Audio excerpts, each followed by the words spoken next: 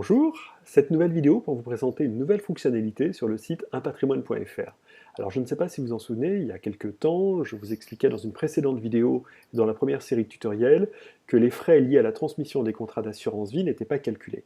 Cela réclamait des données dont on ne disposait que très rarement, et ça paraissait quand même très difficile. Pour autant, dans certains cas, et notamment face à des clauses bénéficiaires démembrées, il me paraissait utile de pouvoir présenter un premier calcul, et c'est ce qu'on a souhaité faire. Donc c'est un calcul qui est à prendre avec pas mal de précautions pour autant, parce que il dépend largement des données que vous pourrez indiquer, de leur qualité, mais on va vous le présenter là.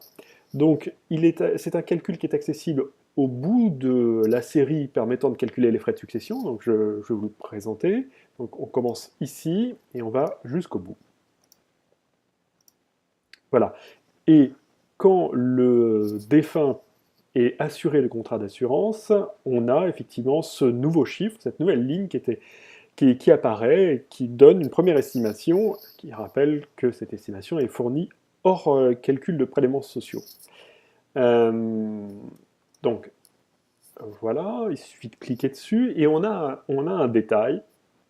Donc là, c'est comment dire, un dossier différent de celui précédemment étudié lors de la précédente série.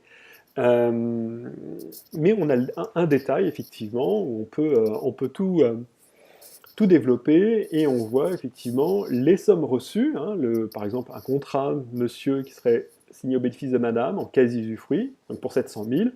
En regard du fait que son usufruit est estimé à 50%, eh bien, ça fait une évaluation fiscale à 350, intégralement euh, dépendante de l'article 990i, mais pour laquelle il n'y aurait pas de frais de succession parce que les conjoints n'en ont pas. Voilà. En revanche, les deux enfants ici se partageraient les mêmes sommes, mais en nue propriété, donc c'est aussi 50% dans le cas d'espèce. Et là, comme on excède effectivement les 152 500 € d'abattement, on a une petite part qui est taxée à 20%. Donc ce deuxième contrat-là est en pleine propriété, il est antérieur au 996, c'est pour ça que vous ne voyez pas ces colonnes remplies. Là, on est face à une famille qui a dont les assurés ont moins de 70 ans, donc cet article-là n'est pas encore concerné. Voilà, je vous montre ensuite comment remplir au mieux ces éléments. Donc on a nos deux contrats, enfin nos quatre contrats en tout, et deux au nom de monsieur et deux au nom de madame. Donc on va commencer par les contrats de monsieur. Donc le contrat le plus ancien, c'est celui-ci, un contrat réalisé en 89, pour lequel en fait 6 000 € ont été versés avant le 20 novembre 91 et 50 000 entre novembre 91 et le 13 octobre 98, et puis rien ensuite. Et pour la bonne raison, c'est que ensuite, ce sont ces contrats-là qui ont pris le relais. Voilà. Et là, pour le coup, comme on est, comme je vous le disais, face à des gens qui n'ont pas 70 ans et sur des contrats qui ont été faits après le 13 octobre 98, on n'interroge pas sur l'historique des versements parce que ça n'a pas d'intérêt. On sait par nature que l'ensemble de ce contrat, pour l'instant, est concerné par le 990i. On a ici, pour rappel, les bénéficiaires de ce contrat. Ok, je vais vite fait revenir ici. Non, excusez-moi.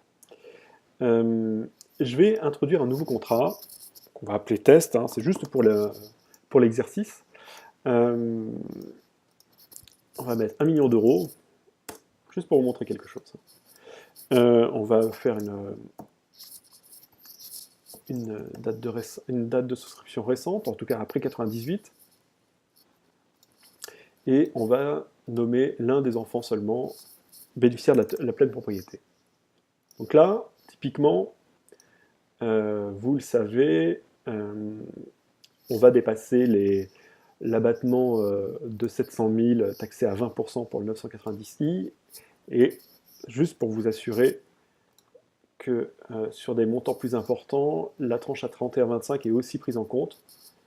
Donc voilà, et là on le voit, hein, manifestement, il y a un calcul qui en tire parti, puisqu'on voit que ce deuxième contrat, à 175 000, n'est visiblement plus taxé à 20%, mais à plus. Donc voilà, c'est bien fait.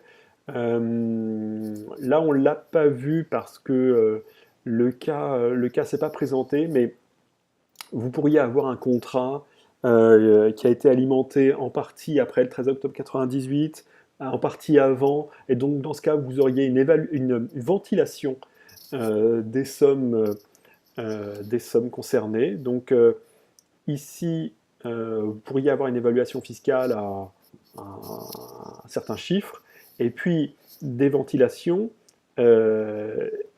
qui sont inférieures. Hein.